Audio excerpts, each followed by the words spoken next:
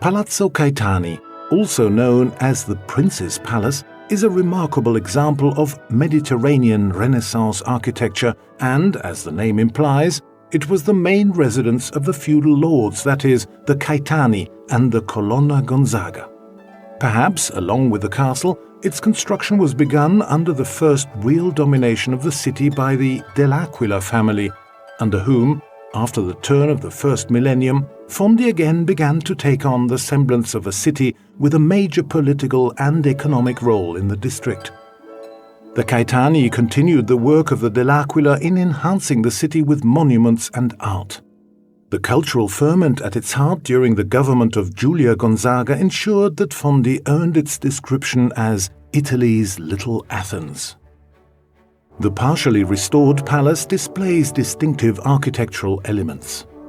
A door very much in the Duresse style under the Angevins, examples of which are seen in the city and the medieval quarter of Gaeta, and an arched arcade on the first floor, access to which is gained from the picturesque courtyard by an external staircase. However, the most characteristic part of the residence is the fanciful decoration of the elegant single and double windows, 2 inside the courtyard and 2 outside, partly damaged during the Second World War, that are formed in the upper part by a slab of soft stone with fine tracery that looks like lavish embroidery.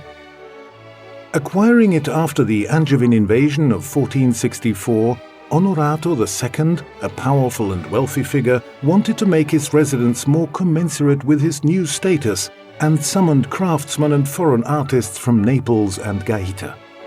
The Catalan Matteo Forcimagna is attributed with the new elegance of the lines and ornaments, splendid examples of Italo-Catalan art, a style also seen in certain buildings in Gaeta, Sessa, Carinola and Capua. The date of the reconstruction of the palace is ascribed to the period 1466 to 1477. In fact, it was in 1466 that Ferrante I granted the Count of Fondi the privilege of bearing the surname and the coat of arms of the House of Aragon. This is why the coat of arms of the Caetani, joined with those of Aragon, were depicted on the fireplaces and the rose windows of the ceilings. The building, which formed part of the fortified city walls, the remains of which can still be seen on the ring road, was rebuilt on the ancient walls in the area between the castle wall and St. Peter's Church.